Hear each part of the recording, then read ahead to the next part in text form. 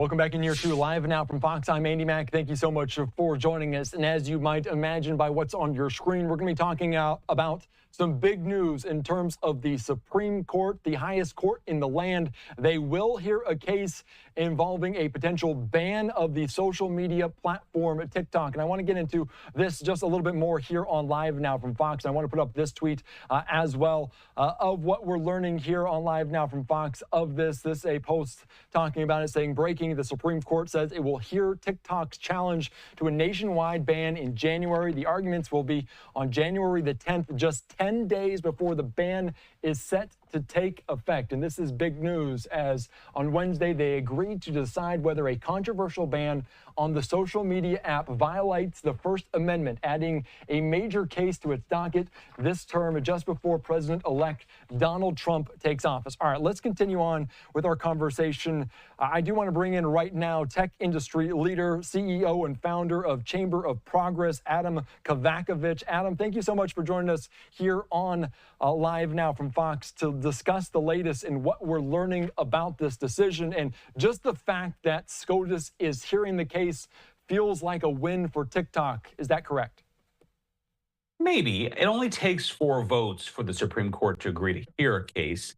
I would be very, very surprised if this Supreme Court ends up saving TikTok. I think the decision at the lower court that essentially preferenced national security, the government's national security interests over TikTok's free speech argument, I think that this Supreme Court will end up upholding it. There was a reason why you didn't see the Supreme Court today stay the decision, basically saying TikTok has more time beyond the January 19th deadline that's now in place.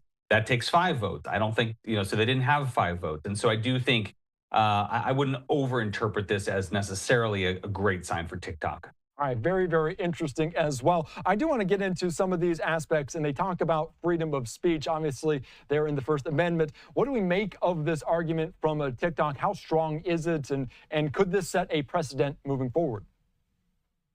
Well, this was the argument that TikTok made in the lower court, that essentially that this law was violating the speech rights of the company and the speech rights of TikTok users. And the court very clearly said, the lower court said, no, actually, that's not true. This is a law that's viewpoint neutral. It's not actually saying TikTok is bad. The problem is that TikTok is owned by a Chinese company, ByteDance, and that under Chinese law, the Chinese government has control effectively over that company.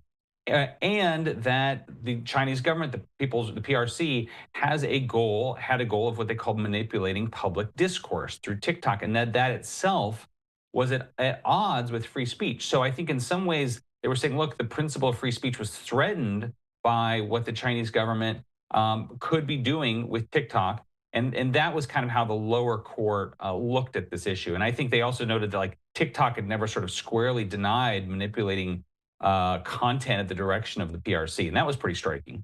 Yeah, and that was kind of the whole aspect of this, the national security issue. And how much did Congress, how much did we learn about that? Because it didn't feel like there were a ton of foundation of facts in that. It was a threat to national security. That's how they framed it. Does that have to be more well thought out? Does that have to be more vetted in the future? Well, I think the court was showing a lot of deference to frankly, to Congress in making that decision, and to the administration, the Justice Department, the intelligence agencies who had come forward with that conclusion, and basically said in that lower court decision that it really wasn't them on the role of the courts to second guess that national security concern that Congress and the administration had. Yeah, that is a very good point. Let's get into also the term, as Biden's term's coming to an end. We'll know Trump is in the White House. We did know that the TikTok CEO, ByteDance CEO, was at Mar-a-Lago over the weekend. How might the changing of the guard from Biden to Trump change that, if at all? Well, Trump flip-flopped on TikTok, Yep. right? He used to be against it in his first term, and then he last year flip-flopped at the urging. He had a donor who was one of TikTok's main American investors. He said this week he had a soft spot for TikTok. Ultimately, that doesn't mean a whole heck of a lot, and that's because the way that Congress wrote this law is mostly to be president-proof, either with Biden or Trump. That was by design. They didn't really want to give the president, any president, too much power. And so members of Congress who wrote the bill said, actually, this is on the app stores, Apple and Google, as well as hosting companies like Oracle. It's on them to comply with the law. And actually, last week, we saw members of Congress who wrote the law. They wrote to Apple and Google and they said, hey, by the way, you still have to comply with this.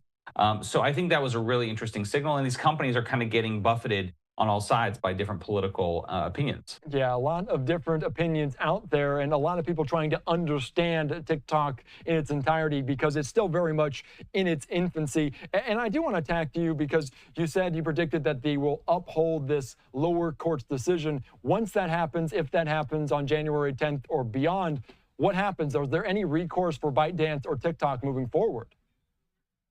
Well, this is what's interesting. So under the law, essentially, when January 19th hits, Google and Apple have to take TikTok off their app stores. And keep in mind, this is one day before Trump takes office, right?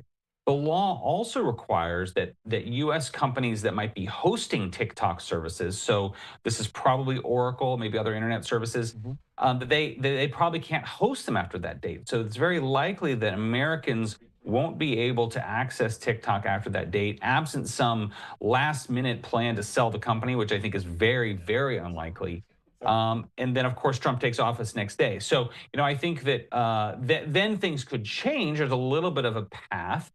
It's a very, very narrow path after that, though. Yeah, it gets even narrower by the day with all these most recent decisions. And I do want to ask you about the divesting aspect of it, because that's what some of the courts have continued to lean on. Do you think that is a possibility? Is ByteDance even considering that option to stay in the U.S. market, to stay relevant? Because if it goes out of the market, like you mentioned, some off these servers, it could change because this moves so very fast. Do you think they might change their tune in terms of divesting?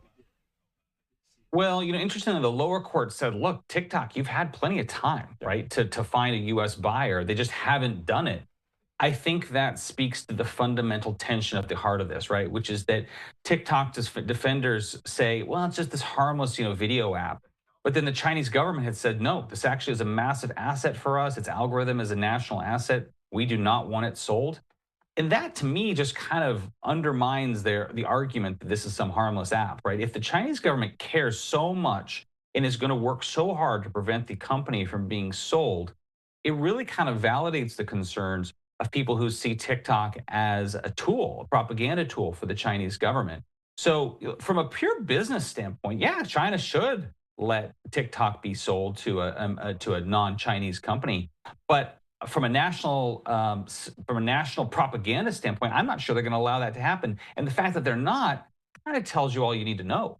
Yeah, that is so very true. So very interesting, as a lot of people still trying to understand TikTok, and then this ban comes into place. But we do know that the Supreme Court will hear this case. That is a big step forward. Adam Kovacevich, thank you so much for giving us some insights and perspective here on Live Now.